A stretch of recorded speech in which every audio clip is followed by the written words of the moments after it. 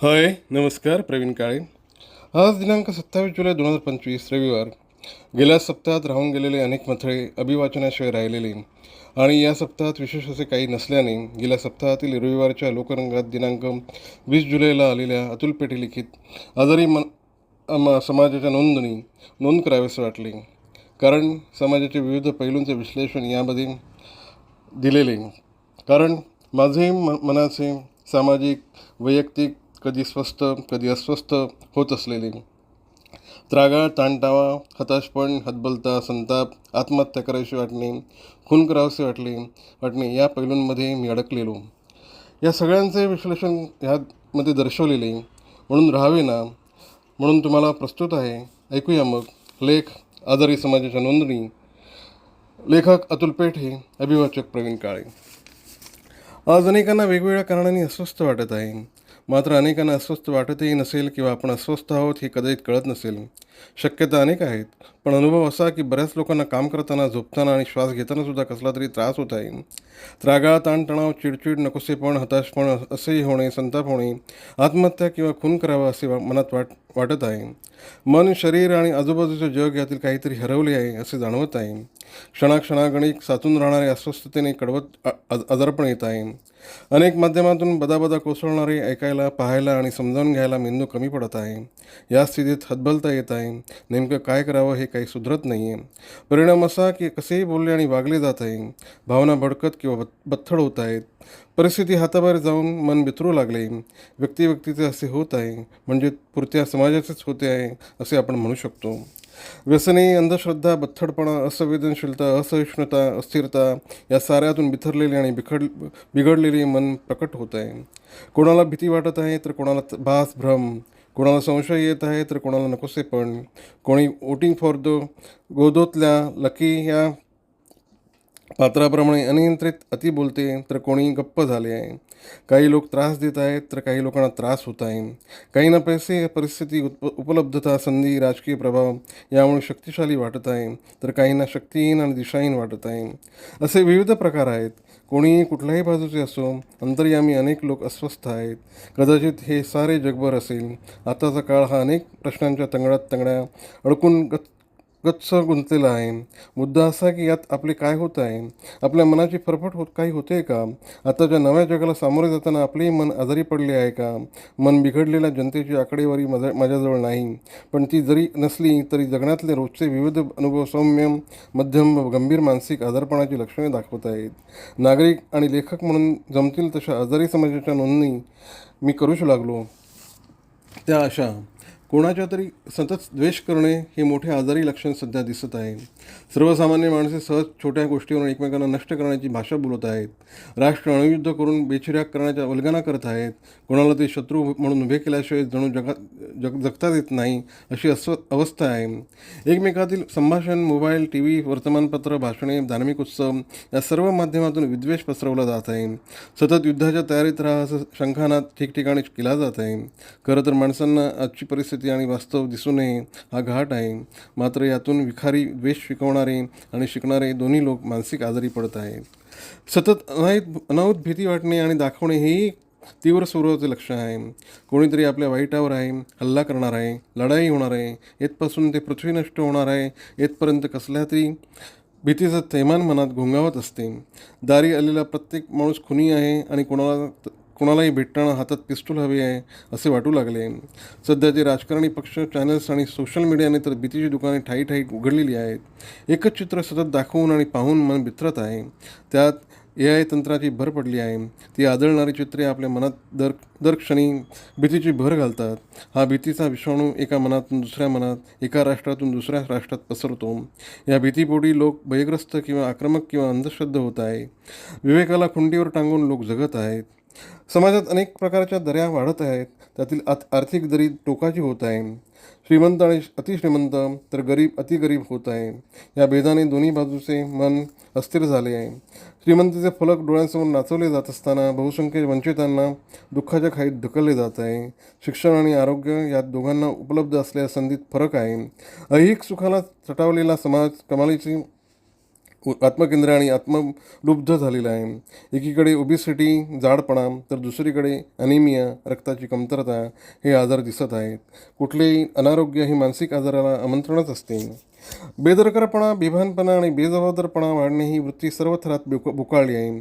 वाहने कशीही ठाकणे, रस्त्यात डीजे लावून धिंगाणा करणे, फालतू गोष्टींवर हाणामाऱ्या करणे, गाड्या फोडणे, ते तार स्वरात किंचाळत शिव्या देणे असे काहीही घडत आहे. यात मर्यादेपलीकडे आवाज करणे हेही आजाराचे लक्षण दिसते. स्वतःचा ठेराव गमावून दुसऱ्याला अस्वस्थ करणे हा भाग त्यात आहे.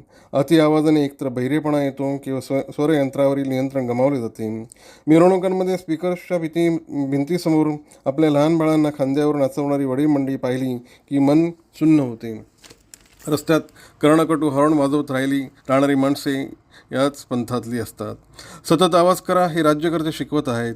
आवाज करण्याला धर्माचे अधिष्ठान मिळालेले आहे.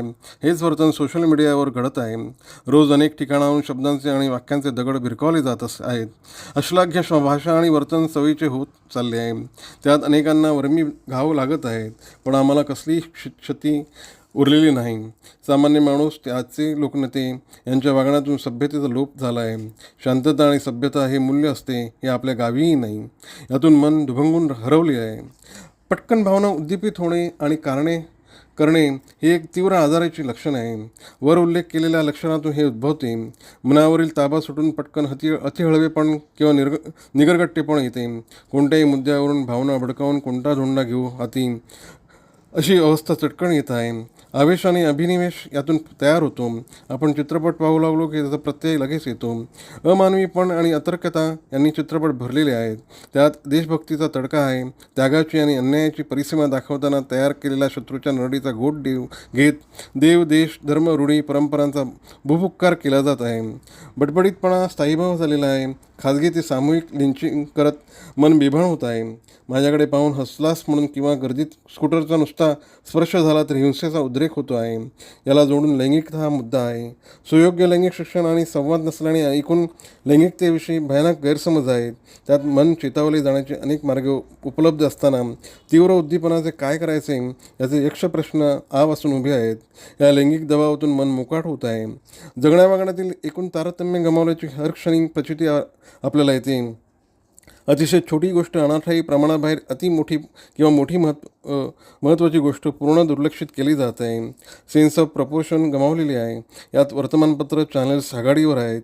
बातमीचे महत्त्व किती आणि तिचे पेपरच्या पानावर नेमके किती स्थान असायला हवे याचे भान हरवलेले रोज दिसते. फालतू विषय सतत चघळायचे आणि महत्त्वाच्या मुद्द्यांना बगल द्यायची हे सध्याचे तंत्र आहे. बातमी कायम चटकदार आणि चमचमीत बनवणे हेच उद्दिष्ट आहे. हेच धोरण व्यासपीठावर राबवले जाते. व्याख्यानात तोल हरगडी सुटलेला दिसतो.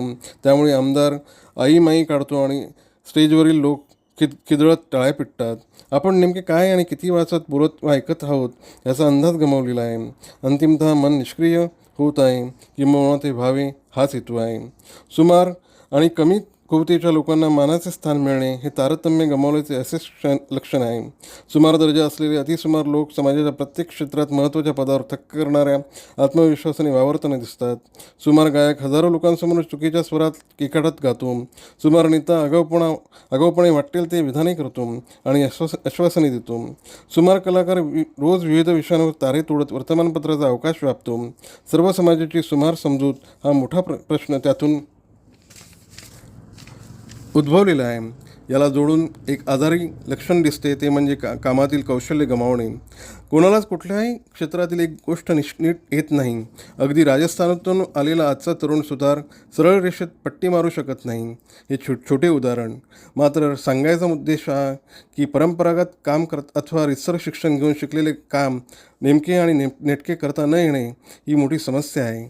आता हे सुमारपण आपण नगररचना, रस्ते, शिक्षण संस्था, वैद्यकीय संस्था, शासकीय संस्था, विद्यापीठीय काम अशा अनेक क्षेत्रात अनुभवू शकतो. सतत अव्याहत आहाराची आणि फिटनेसची चर्चा करणे या सर्व बहुधा मध्यम वर्ग आणि उच्च मध्यम वर्गात सुरू असतात. अनेक लोक अचानक कडक उपवास धरतात, खाण्याच्या निरनिराळ्या तऱ्हा अवलंबतात. त्याचे दुसरे टोक म्हणजे सतत काहीतरी विकत घेणं. अमेझॉन, स्विगी, झोमॅटो हीच ऑनलाईन संस्कृती आहे. अस्वस्थ वाटले की काहीतरी विकत घेऊन आनंद उरबडायचा आहे. हे असे नसेल तर कुठल्याही प्रहारात काही खायचे. कितीही खाल्ले तरी आनंद आणि समाधान कायम दूर राहते. बकबकत्या अशांत मनाला खाई सुटते. वजन वाढले की त्यावर अघोरी उपाय सुरू होतात. जिममध्ये जाऊन अनाठायी क्षमतेपलीकडचा अपरिमित व्यायाम करणे, कानात संगीताची बुचे कोंबून पळत सुटणे, शरीर नको म्हणत असताना घड्याळ लावून 15-20 हजार पावले चालणे असे प्रकार दिसतात. व्यायामाला अर्थातच नकार नाही, पण या साऱ्यातून शरीराचे भान या पलीकडे मनाची भीती दिसत राहते. त्यामुळे काही लोक अचानक शक्तिहीन कपडे दिसतात, तर काही सुजलेले फुगलेले दिसतात. भुकीनुसार आवश्यक तितके खावे आणि झेपेल तितका व्यायाम करावा हे साधे तत्त्व आपण विसरून गेलो आहोत. सर्वांचा एकमेकांना सहन करण्याचा वेळ, अटेन्शन स्पॅन कमी झालेला असताना आणि कशाबद्दलही काही वाटत नसताना डिमोशनल स्थितीत सतत आपल्याकडे लक्ष वेधून घेणे ही भयावह समस्या सोशल मीडिया नामक मोफत अवकाशात व्यात उद्भवत असते. जेएनजीचेच नव्हे तर सर्वांचे मोबाईल नामक यंत्राला दिवसरात्र आयुष्य चिकटलेले दिसते. एकतर ते स्वतःच्या चेहऱ्यासमोर धरणे किंवा इतरांच्या समोर फिरवत राहणे याविना राहवतच नाही. फोनमध्ये डोकावून सर्व समाज कृतक म्हणजे खोटा अभिनय करायला शिकलाय. आपल्याकडे लक्ष वेधले जावे म्हणून क्षणाक्षणाला चित्रविचित्र हावभाव आणि नाचवारी करून घटना किंवा रील्स तयार करून फेमस होण्याचे वेळ लागलेले आहे. मूर्ख अल्लडपणाला मान्यता मिळवताना अतिशय चुकीचे हावभाव आणि हास्यास्पद विभ्रम केले जात आहे. यात वयाला साजेसे वर्तन नसल्याने विद्रुपता आलेली आहे. लाईक्स, डिसलाईक्स, इमोजी हेच मेंदूत फेर धरून असतात. मी जिवंत आहे की नाही पाहायला नाडी नव्हे तर सोशल मीडियाचे सूत नाकाला लावावे लागत आहे. या पायी कड्यावर जीव धोक्यात घालून लोक सेल्फी काढायला उद्युक्त होतात. प्रदर्शन आणि दिखावेगिरी करण्यावाचून जगताच येत नाही अशी स्थिती झाली आहे. वय, काम आणि अनुभव यातून येणाऱ्या शहाणपणाचा अभाव जाणवत आहे. त्यातून व्यक्तिगत आणि सामाजिक स्तरावर एकमेकात विविध कारणांनी दुरावा येत आहे. प्रत्येक गोष्ट गुंतागुंतीची झाल्याने असहाय्यता आणि एकाकीपणा येतो आहे. त्यात सतत खंत करण्याची, निराशाग्रस्त, तुच्छतायुक्त बोलण्याची सवय लागलेली आहे. कधी याचा सोड म्हणून सतत मज्जा करण्याचा आणि ती करताना इतरांना दाखवण्याचा रोग जडलेला आहे. अतिऐहिक किंवा अतिपारलौकिक गोष्टी जवळच्या वाटत आहेत. वास्तवापेक्षा काल्पनिक जगात वावरणे सोयीस्कर वाटत आहे. वास्तवाला अथवा वर्तमान स्थितीला सामोरे जाण्याची क्षमता गमावल्यामुळे लोक वेगवेगळ्या अवकाशात भरकटलेले आहेत. आकलन, परिशीलन आणि मूल्यमापनाला तिलांजली देणे हे आजारपणाचेच लक्षण वाटते. चिकित्सा आणि टीका नकोशी झाल्यामुळे अभ्यास नावाच्या गोष्टीला नकार दिला जात आहे. वेगळे विचार आणि वाद प्रतिवाद यांना बाद केले जात आहे. दुतर्फी संवाद बंद होऊन दुसऱ्याचे न ऐकता एकटेच बोलत बसणे हा आजार बळवला आहे. यासोबत संभाषणात विरोध न कळणे आणि न करता येणे, भाषा नीट न येणे, मुद्दे नीट न मांडणे, मूलभूत प्रश्नच न पडणे, आपल्याला सर्व ज्ञान आहे असे वाटणे, प्रतीके आणि रूपके न उमगणे, दुसऱ्याचा विचार मान्य न झाल्यास त्या व्यक्तीला नष्ट करण्याची इच्छा असणे आणि अशी लक्षणे दिसतात. या गदारोळात अंतर्मुख होणे, अंतर्दृष्टी मिळणे आणि अंतर्नाद ऐकू येणे बंद झालेले आहे. आता काही लक्षणांच्या नोंदी एकापाठोपाठ करतो. मालक आणि गुलाम या व्यवस्थेचे समर्थन करणे, प्रत्येक गोष्टीला आध्यात्मिक मखरात बसवणे, आपण सर्वश्रेष्ठ आहोत ही भावना प्रत्येक जातीधर्मातील लोकात पेरणे, कालबाह्य जुनाट गोष्टींना उजाळा देणे आणि गतस्मृतीत रममाण होणे, स्वतःचा आणि दुसऱ्याचा आप न राखणे, बोलण्या वागण्यात संगती नसणे, आशय आणि अभिव्यक्ती यात समन्वय नसणे, कसलाही अभ्यास नसताना प्रत्येक गोष्टीवर मत देणे, पूर्ण शुद्ध आणि अतिपवित्र तसेच उच्च नैतिक गोष्टींचा अवास्तव पुरस्कार करणे, कुठलीही जबाबदारी न घेता टपका ठेवणारी मानसिकता जोपासणे, इतिहासाचे संदर्भहीन विसंगत दाखले देणे, तरलता आणि घनता लोप पावणे, सर्व स्तरांवर कोंडी झाल्याने मन निराशेने ग्रासणे, दुसऱ्यांच्या खाजगी आयुष्यात डोकावणे इत्यादी अशी मानसिक आजारपणाची अनेक छोटी मोठी लक्षणे दिसत आहेत. दिवसेंदिवस त्यात भर पडत आहे. सरतेशेवटी अनेकांना आपण आजारी आहोत हेच कळेनासे झाले आहे. समाज आजारी पडलाय हा कदाचित माझा भ्रमही असू शकतो. पण तुर्तास मला जाणवणाऱ्या या आजारी समाजाच्या नोंदी करताना त्यासोबत मी कारणे आणि उपचारही शोधू लागलो. काळ आणि अवकाशाला चिमटीत धरणाऱ्या आधुनिक वेगवान तंत्रज्ञानानं आजचे जगणे व्यापले जात असताना मनाच्या आरोग्याची काळजी हा प्राधान्याने अग्रक्रमाचा मुद्दा केला जायला हवा. त्याकरता आपल्या राष्ट्रीय पातळीवर नियोजन करायला हवे. आज प्रत्येकाला मानसिक आधाराची गरज प्रामुख्याने जाणवत आहे. डॉक्टरांचा सल्ला, सुज्ञ मित्रांचे मार्गदर्शन, आवडीचे काम आणि मन मोकळे करण्याची संवादी जागा समाजात हव्यात असे प्रकर्षाने लक्षात आले. युद्ध, विस्थापन, पर्यावरण, बेकारी, आर्थिकता, अनागोंदी आणि धर्म अशी अनेक कारणे मनाच्या आजारांच्या मुळाशी आहेत. या प्रदूषणाचा परिणाम भोवतालवर आणि पर्यायाने आपल्यावर होतच असतो. त्यामुळे हे उद्भवते असे लक्षात आले.